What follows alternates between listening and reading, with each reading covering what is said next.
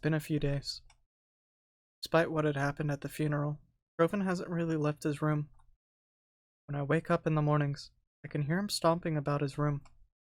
And when I return from having left the cabin, I find no evidence that he's left the cabin at all, let alone his room.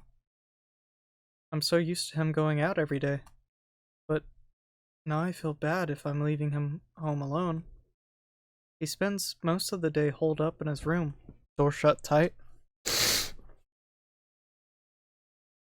My fucking god.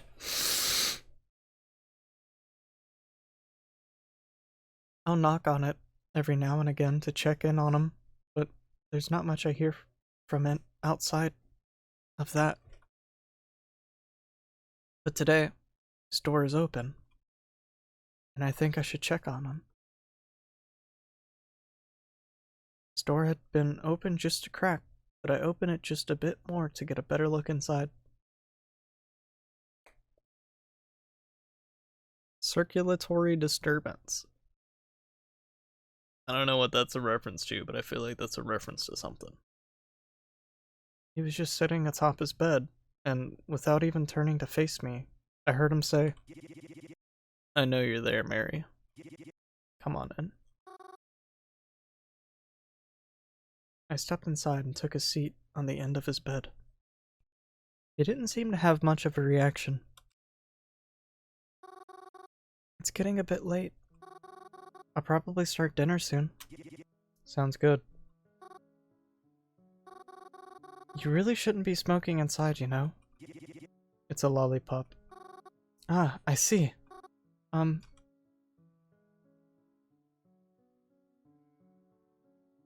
You finally hung up your signed poster. It's a bit low to the ground, though, don't you think?" It's fine. Besides, if it falls down, I don't have to worry about having to get a chair or anything to put it back up again. Fair point. Your flag is upside down. Yeah, I know. Oh, alright then. I like your deer plush. It's very cute and blue. It's very cute. Thanks. I haven't seen it before. Is it recent? Yeah. That person you met, Boss, they won it that time we met at the arcade. Said they had no room for it, and I insisted that I have it. I hope you don't mind that I didn't give this one to you. I know you like collecting toys, but... Oh, no. I totally get it. Don't even worry about it. I noticed your hamper is getting full. Mine's been getting a bit full too. Maybe we can do laundry together soon? Yeah. That's probably a good idea. It's strange though. I feel like I just did laundry and now I have to do it again. It's not like I even wear that many outfits. Yeah, me neither. Alright, let's stop beating around the bush. Huh? What do you mean? Come on. You and I both know you didn't come in here to talk about my laundry or the posters in my room. You're here because everything sucks right now and you think we should talk about it. Everything does suck. You're right.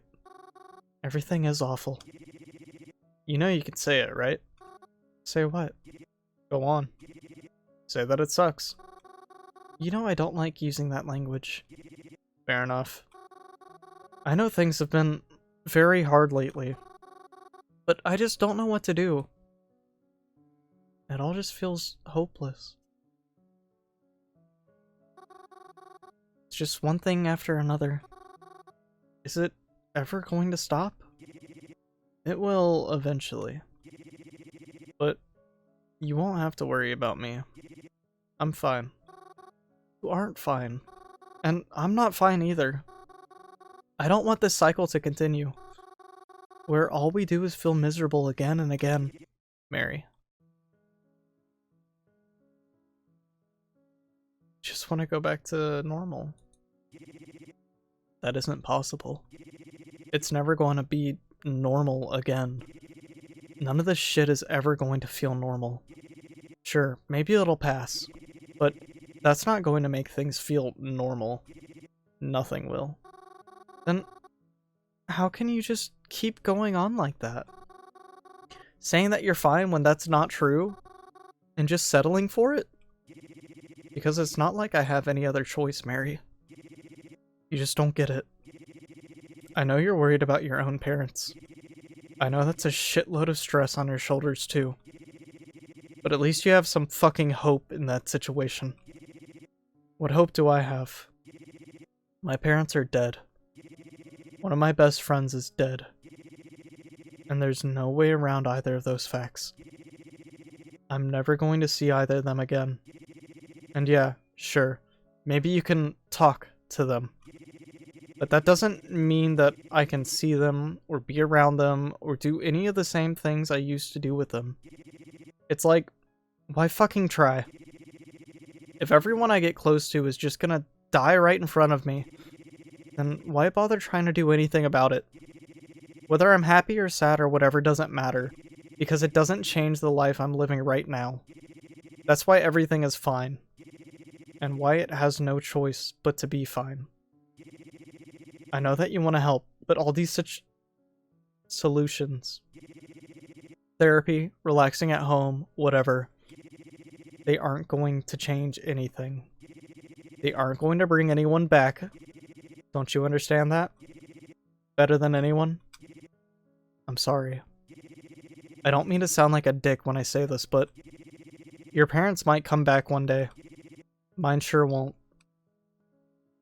You can't stop living. I'm not. At least, I'm not trying to. I think that's obvious. Even though it might not be apparent to you, I know what I'm doing with my life. And I'm definitely not stopping it. But it doesn't feel like how it should. This isn't how things were supposed to be. No one could have predicted this. I could have. I should have told them not to risk going out that night. I should have done a lot of things. But it's too late now. I don't think you should be thinking like that. Then how else should I be thinking? Listen. I know I'm not always the brightest girl, but if there's one thing I know about, it's loss. Here we go. Please, Kroven. Right. Sorry for cutting you off. When I attend those funerals, I meet lots of people who are feeling the same way that you are. They're stricken with grief. It doesn't matter who died. And the way they express that grief isn't always the same. Some people can't help but to sob. Others seem to stare in disbelief. Like, if they wake up soon, they'll realize it was all just a terrible dream.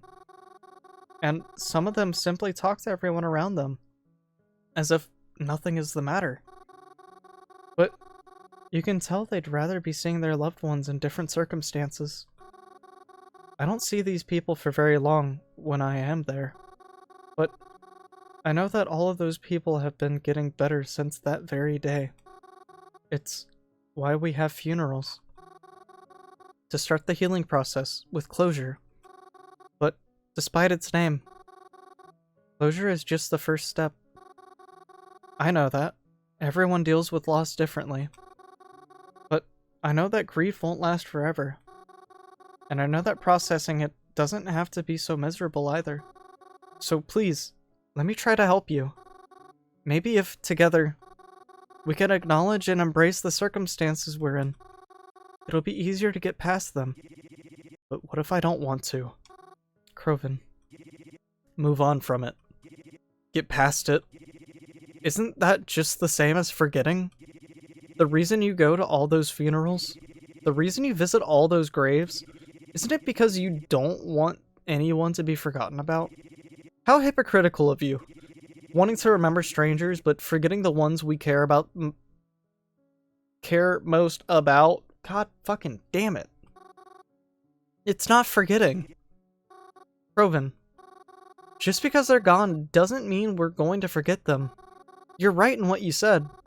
I don't want anyone to feel forgotten about. It's why I visit them. But feeling better about it isn't forgetting. Wanting to live a happy life isn't forgetting. I mean, do you think your parents would want this for you? that Theo would want this for you? You can't be afraid of what's happens when the grieving is over. Feeling better doesn't mean you forgot how much you miss them. It just means you won't feel as sad when you remember them. Mary. Yeah? You know I love you, right, Mary? Yes, I know. No. No, you don't. Come here. Rovan motioned me over with a lazy hug-like gesture, and I scooted over to him. Do you know the reason we started staying here? This old piece of shit cabin? No. I was always curious, but I thought it might be rude to ask. It's because... Rovan? We wanted to be closer to you guys. That's the only reason. You're joking. That's crazy. You had such a nice home in Howland City. Howland City? I know. You know what all those old folks say about the difference between a house and a home. I know I've been an asshole. And I probably won't stop feeling like one for a while. I can't really explain all my feelings right now. But while we're here, while you're here, I just want to say, after having lost so many people, I'm just glad I haven't lost you yet. Yeah. I'm glad I haven't lost you either. Ugh. Look what you made me do. You know I hate all that dumb, sappy shit. And you got me over here monologuing it? I'm sorry. Yeah, can it, Mars. Blah. That was so sappy I could put it on your morning pancakes. Hey! Don't let it happen again. I won't.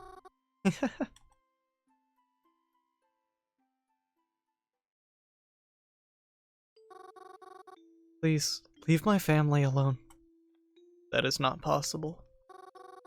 We're getting better. And if my parents were still here, it'd feel almost like it did before. I'm afraid I cannot give you the same life you once had. But I can assure you things will be better after this all. How can you make it better? I can't explain it. At least not now. But, whether you believe it or not, it will get there. And so will I. This is for you. And you'll see that soon. Good night, Mary. Good night. Thank you. Thank you. Wrong voice. I'm sorry. Been a few days since then. Roman seems to be doing a little better than usual. I think he's really trying extra hard right now. And he's been seeing Zapara again, too. I think that's nice. I think that's good for them. I'm happy to see them having a nice time together again. I had a nice day by myself, actually. Sometimes it's nice to just return to the cemetery for a normal day after so much chaos. I made sure I put at least one flower on every grave today, though I haven't talked to any of them. I'd consider doing it, but like others tell me, it's probably not a good idea to fall asleep in public places, especially if there is a killer on the loose. So I decided I wouldn't do that today. But that's not what happened, though. I truthfully didn't mean to fall asleep. I didn't.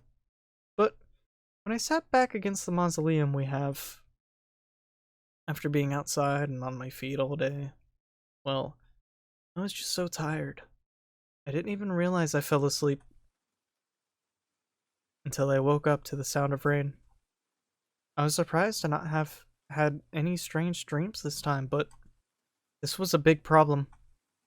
Only the roof trim of the mausoleum was keeping me safe from the rain, and it was pouring. And worse, even still,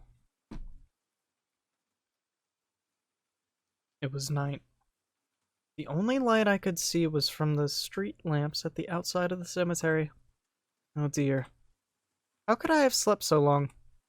Well, I couldn't stay hiding under here all night. I took a big breath and ran across the cemetery to the street. Luckily, the gate wasn't locked. Again, I was surprised, but thankful, as it meant I would not have to find some other way out. Once I was out on the sidewalk, I noticed the street lights were the only lights on. Everything else seemed closed. How late was it? I didn't want to pull my phone out in the rain to check, but by any means, I had most definitely missed the last bus back home. I wasn't sure what I was going to do, but I had to find shelter first. I ran through the rain, trying to find anything that was open. It wasn't long before I felt my shoes filling with water. I'd get a cold out here too long, and the rain showed no signs of letting up. But I knew there just had to be something, anything, open. And eventually I made it somewhere. It was a movie theater. Thank goodness. I rushed myself inside and took a seat beside the posters, waiting to dry off and taking my phone out. Just as I had suspected, it was pretty late. If you're a customer, fuck you, cashiers. A very funny look at a way cuddly dead end job. Cuddly dead end job? I don't know what the fuck that says. Knowing the usual times of the cinema, I could tell it wasn't going to be open much longer.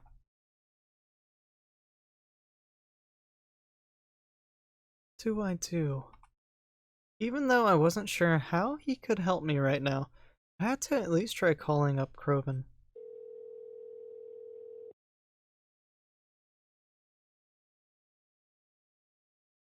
Why isn't he picking up? Mary? Oh, you picked up. Thank goodness. I was starting to get worried. I'm having a bit of a problem right now. What is it? Well, you see, I kinda fell asleep in the cemetery, and I only woke up a few minutes ago. And it's raining really bad right now, and I missed the bus, so I don't know. I was hoping maybe you could help me out somehow. No can do, Mary Moo. Didn't I tell you? Tell me what? Mary, I'm like, not even home right now. I'm not even close. Huh? Where are you then? I'm like, out of the fucking city right now, Mary. I had these plans with these friends. It doesn't matter. I swear I told you. Well, I don't remember. Look, bottom line is there's no way I can help you from here. What am I supposed to do then? Fuck, Mary, I don't know. Fuck. I heard his frustrated sigh through the phone. I couldn't see it, but I could tell he was pinching the bridge of his nose. Where are you right now? I'm at the movie theater, but I think it closes soon. Alright, well, do you have anyone else you could call up? Maybe stay with them tonight? I mean, I guess so. Let me call up Twyla. Let me put it on a three-way call, actually. We could both talk to Twyla real quick. Awesome, great. Sounds good then. Look, Mars, I really gotta go, okay? Call up one of your other friends. I'm sure one of them will come get you. Alright then. I heard the click of Kroven hanging up the phone. Call up one of my other friends. Well, there's only two of those. Who should I go with?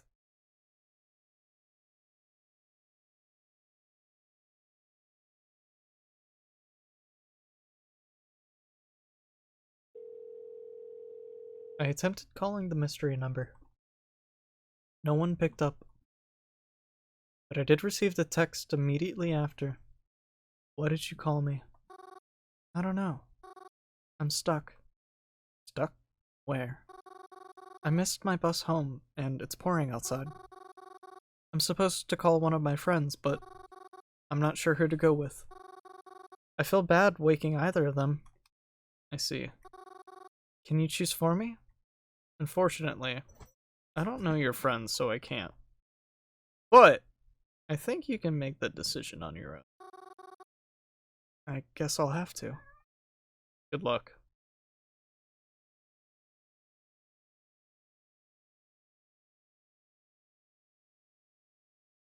I don't know, Twyla's a bitch. Hey, what's up, Reggie? I didn't want to bother him, but I don't think Twyla would have taken to. I heard the phone ring a few times, and then he picked up.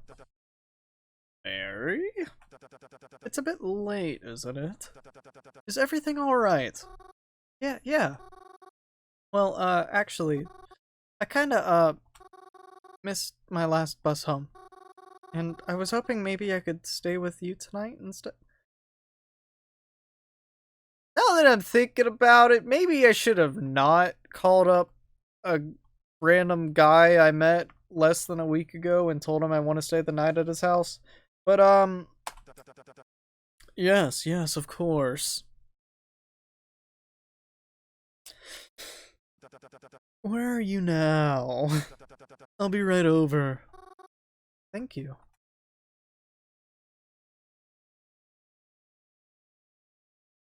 We are uncomfy now. I saw the faint outline of Reginald's old car pull up to the side of the movie theater, and I went out to meet him.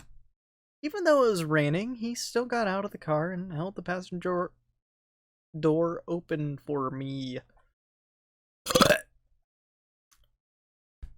Excuse you, Bobbity Boopy. I told him it was silly to do that. I hope I wasn't too late. You caught me in the middle of getting ready for bed, actually. And I wanted to get rechanged. Didn't feel right to leave the home in pajamas, uh-huh? No, you're good. We drove off to Reginald's apartment amidst all the rain. Because it was so late, there were hardly any cars on the road, so it made the drive a bit safer. We pulled into a parking space next to his building, and he covered me with his jacket as we ran inside. So sorry, I was thinking. I should have brought an umbrella. I didn't mind. We stepped inside to the buzzing of fluorescent lights. Reginald led me to the stairwell, and we headed upwards. I had no idea he lived so high up. He told me that the elevator was broken and apologized for the inconvenience. I just felt bad for him. It must be a pain to climb all these stairs, especially after a hard day of work. Once we were in the proper hallway, Reginald began to lead me to his apartment. I tried to be quiet as we moved through the hallway, not wanting to disturb any of his neighbors. Before I knew it, we were entering his front door. Well, here we are. I apologize for the mess. If I had the foresight that you were coming, I would have cleaned ahead of time. I looked around Reginald's apartment. Is this what he considered a mess? Nothing even looked dusty. Thank you for having me over. I feel really bad having asked you to accommodate me at such short notice. I'll try not to lose track of time anymore. Don't be silly. It's a pleasure to have you here no matter what. Oh, but don't worry about sleeping on the couch or anything. You can take my bedroom. It's right next to the kitchen. I'll sleep out here. Huh? Oh, no, Reginald, I couldn't. You already drove out in the middle of the night to pick me up. I can't take your bed, too. Nonsense, I insist. You'll have a much better sleep, I'm sure of it. But don't you have to go to work in the morning? I'd feel awful if you couldn't get a good night's sleep. Oh, don't worry about me. I'll be fine. Just... I'm not gonna finish that thought. Nothing I have... Oh! Oh dear, I just realized. Huh? What? Is everything okay? You don't have any pajamas to wear, do you? Huh? Oh. Don't worry about that. I can sleep just fine in this. How can I not worry? No offense. But although your outfit is quite the ensemble, I don't think it would make for a very nice sleep. Why don't I go out and buy you something really quick? No way. It's really nice of you, but I can't accept that offer. It's so late, and I doubt anywhere is even open. Oh, when there's a will, there's a way. Besides, I need to pick up some things anyways. So, please, make yourself at home. Help yourself to anything in the kitchen, and don't be afraid to turn on the TV. I'll be back shortly. Before I could protest anymore, Reginald was out the door, leaving me alone in his apartment. I guess all I could do now was wait for him to get back. I plopped myself onto his couch and turned on the TV. There was some commercials playing, so I didn't know what show was on yet. What's on at this hour anyways? Before I knew it, I heard the sound of a door unlocking and Reginald was walking through the front door. I watched as he locked the door behind him, dropped off some of the plastic bags he was carrying, and shrugged off his coat. He left one bag in his room, and then proceeded to put some stuff away in the kitchen. Then, he came to sit beside me. So, what are you watching? Oh, I don't know. Nothing in particular. Well, would you like to watch something? Or would you rather just head to bed? Now that I think about it, I can't remember the last time I actually watched something on TV. Reginald passed me the TV remote and told me to put on anything I'd like. He wasn't picky. Maybe we can watch Murder Mystery? I flicked through a few channels until I found this one. It was playing a murder mystery movie. It seemed to be taking place on a train of all places. It starred a detective and his young sidekick. It seemed fairly interesting. Do I watch it? Fuck yeah, this dude's got fucking deer antlers. I don't know what kind of ears those are, but they're not... I don't think they're deer. I don't even know what's going on with this squirrely chick in the background, but fuck yeah. Oh, really? This is what you've chosen to watch. Do you not want to? No, nothing like that. I'm just surprised. What with all that's been happening in town and all, I felt like you might stray away from this type of content. I don't know, I'm interested. Fair enough. Reginald and I sat and watched TV for a while. It was pretty nice. Though, eventually, I started to feel tired. I think Reginald could tell, too. I yawned as I stood up off the couch, thanking him once again for letting me use his room to sleep. It's not a problem at all. I left the pajamas in the bag for you. I think they should fit. Good night, Mary. I don't like that. Don't say that. That's what the weird fucking person on the phone said. That's what Twyla said to me too. Don't say that to me. It's fucking weird. Don't use my name to speak to me when you are referring to me. Just say, hey, yo, piece of shit. I prefer that. That's better.